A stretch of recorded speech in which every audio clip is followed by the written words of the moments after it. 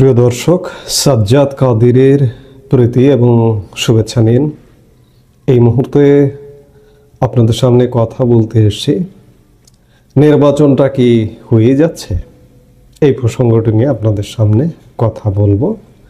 গতকাল প্রধান উপদেষ্টা ডক্টর মোহাম্মদ ইউনূসের নেতৃত্বে আইন শৃঙ্খলা রক্ষা বাহিনীর শীর্ষ কর্তাদের নিয়ে, স্বরাষ্ট্র উপদেষ্টা তাদের নিয়ে 2 ঘণ্টাব্যাপী যমুনায় একটি বৈঠক অনুষ্ঠিত হয়েছে এবং বৈঠক পরবর্তী সময়ে প্রধান উপদেষ্টার প্রেস সচিব টোটাল প্রেস উইং সংবাদ ব্রিফিং করেছেন। সেই ব্রিফিংয়ে তারা জানিয়েছেন যে ডিসেম্বরের মধ্যে আইন শৃঙ্খলা বাহিনী থেকে শুরু করে নির্বাচন সংশ্লিষ্ট সবাইকে প্রস্তুতি নিতে বলেছেন। এটি আমি গতকালকের একটা লাইভ ভিডিওতে বলেছিলাম যে দেশের সীমাহীন তাণ্ডবপূর্ণ একটা পরিবেশ, এই তাণ্ডবকে ঠান্ডা করতে কি এটি বলেছেন, নাকি আসলেই সত্যি সত্যি নির্বাচনটা হয়ে যাবে? নির্বাচন নিয়ে এখনো ধোঁয়াশা আছে, এ ব্যাপারে কোনো সন্দেহ নেই, কিন্তু দেশের যে অবস্থা তাতে ডক্টর ইউনূসের আসলে প্রস্থান করতেই হবে। আর খুব বেশি দিন নিরাপদে ডক্টর ইউনূসের দেশ চালানো, দেশের দায়িত্বে থাকা কঠিন হয়ে পড়বে। এখনই কঠিন হয়ে পড়ছে। এখনই যমুনায় ঘুমিয়ে থাকা তার রাতের ঘুম হারাম হয়ে যাবার জোগাড় নানা কারণে। দেশের আইন শৃঙ্খলা, ব্যবসা বাণিজ্য, প্রশাসন, অর্থনীতি ভয়াবহ একটা অবস্থার মধ্যে পড়ে গেছে। তারা থাকতেন, ডক্টর মোহাম্মদ ইউনূস থাকতেন যদি অবস্থা অনুকূলে থাকতো।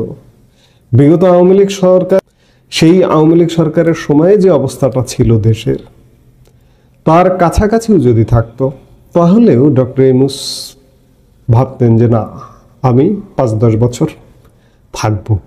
কিন্তু বাস্তবতা হচ্ছে দেশে কোনো কিছু তার কন্ট্রোলে নেই। সামনের দিনগুলোতে দেশের ব্যবসা বাণিজ্য, অর্থনীতি আরও ভয়ঙ্কর পরিণতির দিকে যাবে, আমরা তার আলামত ইতিমধ্যেই দেখতে পাচ্ছি। ইতিমধ্যেই বহু কারখানা, শিল্প প্রতিষ্ঠান বন্ধ হয়ে গেছে, সামনের দিনগুলোতে আরও বন্ধ হয়ে যাবে। ইতিমধ্যে সরকার নানা রকম ব্যয় সংকোচন, অর্থনৈতিক অবস্থা খারাপ দেখে, রাজকোষাগারের অবস্থা খারাপ দেখে নানা রকম ব্যয় সংকোচন নীতিও গ্রহণ করা শুরু করে দিয়েছে। সরকারি গাড়ি ক্রয় করা, নতুন গাড়ি ক্রয় করা বন্ধ করে দিয়েছে। অনেক দপ্তরে বিদেশ সফর বন্ধ করে দিয়েছে। সরকার বুঝতে পারছে যে এইভাবে আসলে দীর্ঘস্থায়ী থাকা যাবে না, এখন প্রস্থান করতে হবে। প্রস্থানের নানাভাবে হতে পারে, যেহেতু ডক্টর মোহাম্মদ ইউনূসের সরকারের অধীনে নির্বাচনটা আসলে সবার জন্য সমান হবে কিনা, বিশেষ করে আওয়ামী লীগের জন্য। আওয়ামী লীগ তো নির্বাচনে অপ্রাসঙ্গিক। খুব স্বাভাবিকভাবেই বর্তমান যে সরকারটি আছে, তারা আগামী নির্বাচনে আওয়ামী লীগকে অংশগ্রহণ করতে দেবে না, যে এটি মোটামুটি নিশ্চিত। কিন্তু সরকারকে যে বিদায় করবে আওয়ামী লীগের, সেই লক্ষণও দেখা যাচ্ছে না। আওয়ামী লীগ যে চাপ প্রয়োগ করে ইউনূসকে বিদায় করে একটা তত্ত্বাবধায়ক সরকার বা অন্য কিছু আনবে, গত পরশু তত্ত্বাবধায়ক সরকারের হাইকোর্টের যে রায়, সেই রায়ের পূর্ণাঙ্গ রায়টিও প্রকাশ হয়েছে।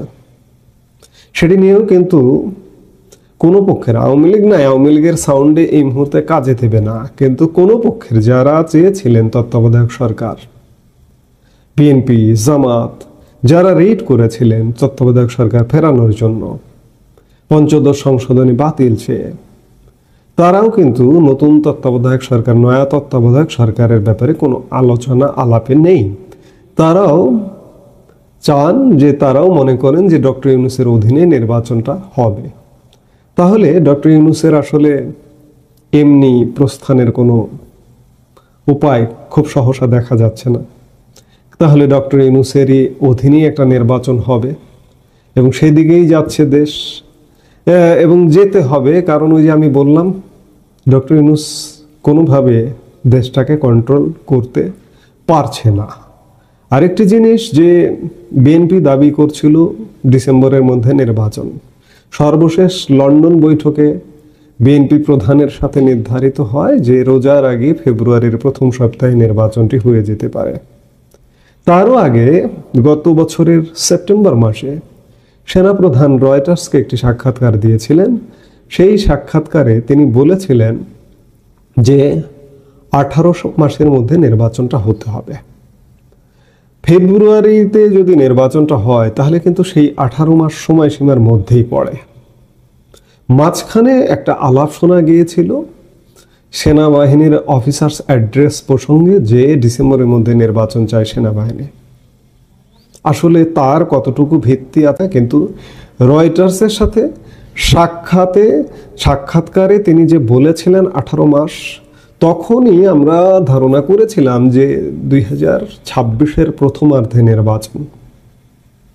আসলে সত্যিকার অর্থে প্রথমার্ধেই নির্বাচন হবে এবং রোজার আগে ফেব্রুয়ারিতেই হওয়ার খুব বেশি সম্ভাবনা আছে। আরও আগে হবে কি না, আরও আগে হবার সম্ভাবনাটাও কম, কারণ নির্বাচনের ব্যাপারে সরকারের উপরে চাপ নেই।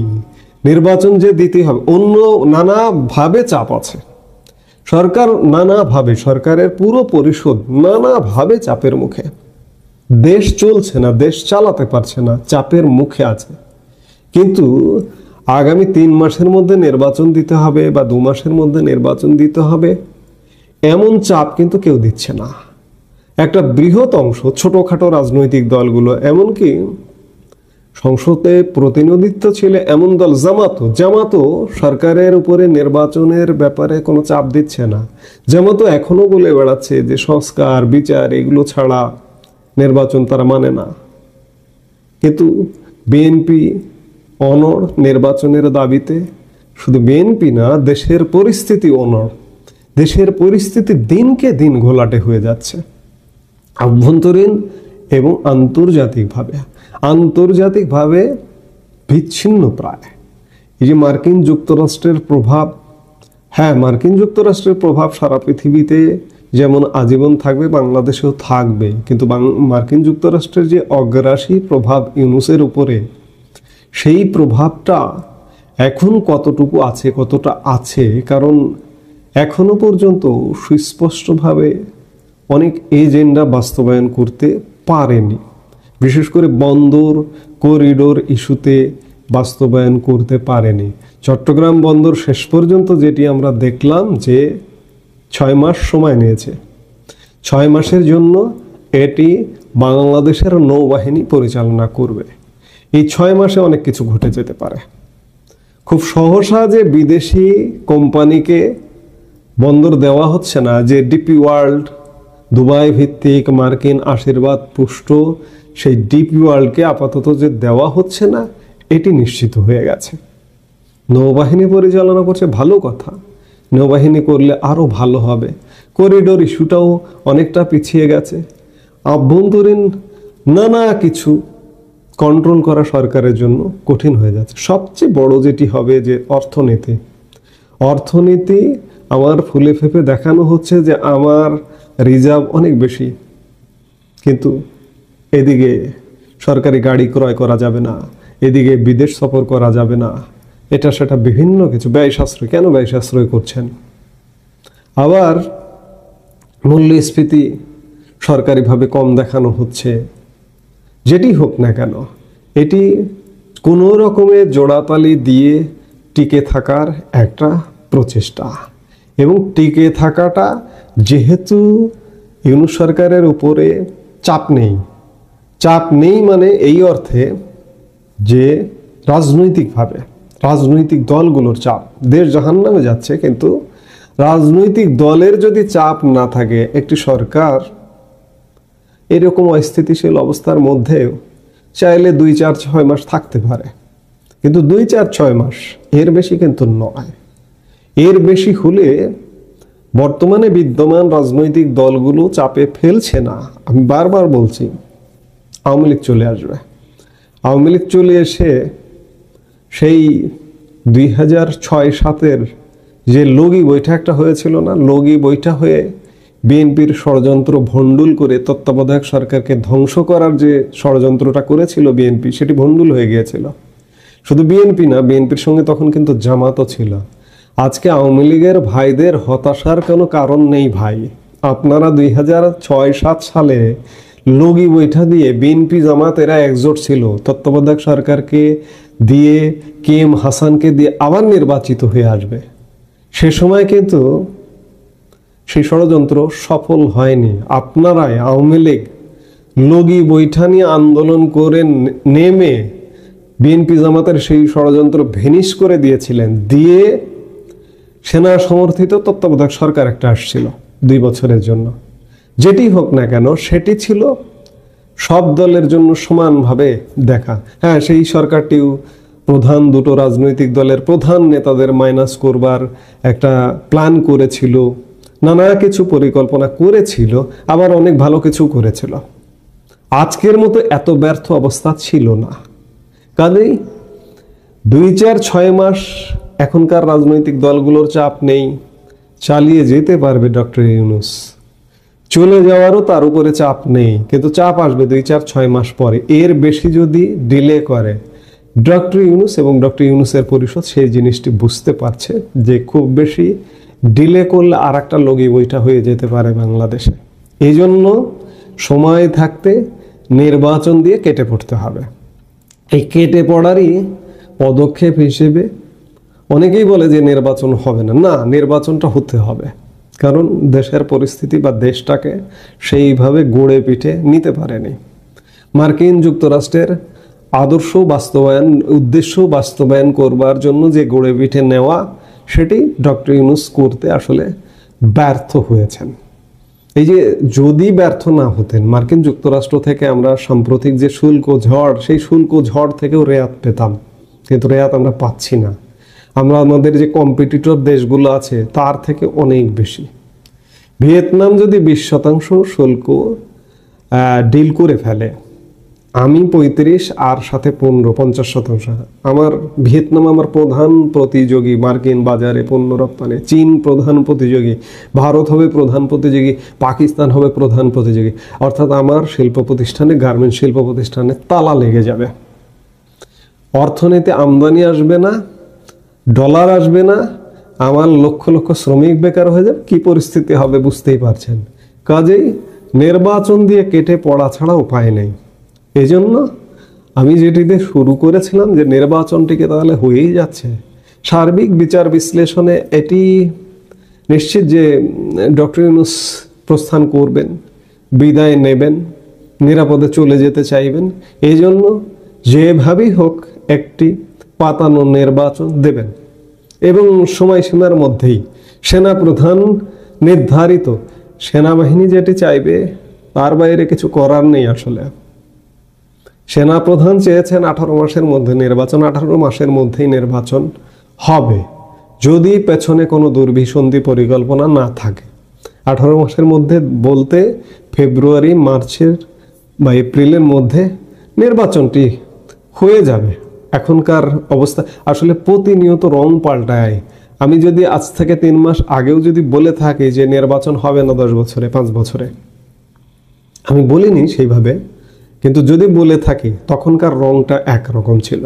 আজকে আবার রংটা পাল্টে গেছে। আসলে আজকের রংটা এমন যে নির্বাচন ছাড়া প্রস্থানের কোনো উপায় নেই। ওই যে জোর করে চাপ, বর্তমান যে রাজনৈতিক দলগুলো জোর করে চাপ দিয়ে ইউনূসকে হটিয়ে অন্য কিছু আনবে না, এই প্রেক্ষাপটটা এই মুহূর্তে বাংলাদেশে নেই। কেউ এখনকার রাজনৈতিক দলগুলোও চায় না এবং আওয়ামী লীগও এখনো অগ্রাসী ভূমিকায় এখনো আসেনি, লগি বৈঠা নিয়ে আসেনি, তবে আসবে। খুব বেশি দিন যদি 6 মাস দেরি করে চলে আসবে। আগেও বললাম, আবারও বলছি, সেই জায়গায় নির্বাচনটা হয়েই যাচ্ছে, হয়েই যাবে। এই মুহূর্তে এ পর্যন্তই। সবাই ভালো থাকুন, সুস্থ থাকুন। প্রিয় দর্শক, সাজ্জাদ কাদিরের প্রীতি এবং শুভেচ্ছা নিন। এই মুহূর্তে আপনাদের সামনে কথা বলবো শেখ হাসিনার বিরুদ্ধে রাজসাক্ষী হলেন সাবেক আইজিপি। রাজসাক্ষী কিভাবে কাজ করে এই প্রসঙ্গটি নিয়ে আপনাদের সামনে কথা বলবো। আপনারা ইতিমধ্যেই জানেন যে আজকে আন্তর্জাতিক অপরাধ ট্রাইব্যুনালে একটি মামলার অভিযোগ গঠনের বা চার্জ গঠনের দিন ধার্য ছিল। আজকে ইতিমধ্যে আন্তর্জাতিক অপরাধ ট্রাইব্যুনাল আদালত শেখ হাসিনার বিরুদ্ধে একটি মামলায়, জুলাই সহিংসতায় মামলায়, হত্যা মামলায় চার্জ গঠন করেছে এবং এই চার্জ গঠনে আরও নাটকীয় ঘটনা ঘটেছে যে এই মামলায় 3 জন অভিযুক্ত, এর মধ্যে একজন ইতিমধ্যে অ্যারেস্টেড সাবেক আইজিপি চৌধুরী আবদুল্লাহ আল মামুন এবং 2 জন দেশের বাইরে আছেন, সাবেক প্রধানমন্ত্রী শেখ হাসিনা এবং সাবেক স্বরাষ্ট্রমন্ত্রী আসাদুজ্জামান খান কামাল। এখন একজন যিনি অ্যারেস্ট আছেন সাবেক আইজিপি আবদুল্লাহ আল মামুন, তিনি এই মামলায় বলা হচ্ছে যে তিনি দায় স্বীকার করেছেন। তিনি আদালতের কাছে বলেছেন যে আমি এই অপরাধে যুক্ত ছিলাম, আমি অপরাধী, আমি দোষ করেছি এবং তিনি এই মামলায় রাজসাক্ষী হবার আবেদনও করেছেন। মৌখিকভাবে আদালতেও বলেছেন এবং রিটেন একটি আবেদনও দাখিল করেছেন ট্রাইব্যুনালে। আইনে বিধান আছে এমনটা যে যদি কোনো সংঘবদ্ধ অপরাধ হয়, সেই অপরাধী দলের মধ্য থেকে একজন যদি চায় বা 2 জন যদি চায়, এক বা একাধিক সম্ভবত, যে পুরো অপরাধটা উদ্ঘাটনে রাষ্ট্রপক্ষকে সহযোগিতা করবে, যে স্বীকারোক্তি দেবে যে এই অপরাধটা কিভাবে ঘটেছে, এটি বোঝার জন্য আইনে বিধান আছে রাজসাক্ষী হবার।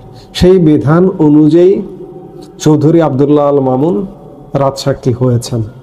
যাবতীয় অপরাধ উদ্ঘাটনে সহযোগিতা করবেন তিনি এটি বলেছেন এবং তার জন্য বাড়তি নিরাপত্তারও আবেদন করা হয়েছে, নিরাপত্তাও চাওয়া হয়েছে। এই নিরাপত্তার জন্য তাকে জেলখানায় আলাদাভাবেও রাখা হবে, আলাদা কক্ষে রাখারও নির্দেশ দিয়েছে আদালত।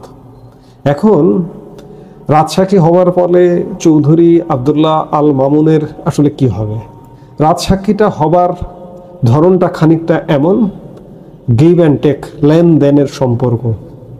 আমি এই মামলায় সম্পূর্ণ সহযোগিতা করব, মামলার মূল রহস্য উদ্ঘাটনে, মূল আসামিদের বিচারে, বিনিময়ে আদালত প্রস্তাব দেয়, আদালতই এটি নির্ধারণ করে বা যে মামলা সাজা থেকে অব্যাহতি দেওয়া হবে কিংবা সাজার পরিমাণ কমিয়ে দেওয়া হবে, এমন একটা নেগোসিয়েশনের মাধ্যমে এই রাজসাক্ষী হয়। সেই রাজসাক্ষীটা হলেন সাবেক আইজিপি, সর্বশেষ শেখ হাসিনার শাসন আমলে যিনি আইজিপি ছিলেন তিনি, এবং তিনি জেলখানাতেই থাকবেন এবং বিচার শেষ পর্যন্ত তিনি এই মামলা উদ্ঘাটনে কাজ করবেন। আগামী 3 আগস্ট এই মামলার পরবর্তী সাক্ষ্য গ্রহণের জন্য দিন নির্ধারণ করা হয়েছে। মূলত এখন চৌধুরী আবদুল্লাহ আল মামুনের বিচার এক প্রকার, বিচারটা হয়ে গেল, সিদ্ধান্ত হয়ে গেল যে তিনি দায় স্বীকার করেছেন। দায় স্বীকার করে এখন তিনি সাক্ষী, আসলে আসামি এবং সাক্ষী, কিন্তু জেলখানাতেই থাকবেন। তিনি এই মামলা থেকে মুক্তি পেতে পারেন তখনই যখন মামলাটার পুরো বিচার হয়ে যাবে কিংবা তার সাজা কমে আসতে পারে। আদালত সর্বশেষ বিবেচনায় আনতে পারে সবশেষে যে এই মামলাটি বিচারে উদ্ঘাটনে এই ব্যক্তি সহযোগিতা করেছেন, তাকে বেকসুর খালাস দিলাম, আদালত সিদ্ধান্ত নেবে। কিংবা তার সাজা যাবজ্জীবনের জায়গায় 5 বছর করে দিলাম বা 3 বছর করে দিলাম, এই সিদ্ধান্তটা মামলা চূড়ান্ত পরিণতির পরে আসবে।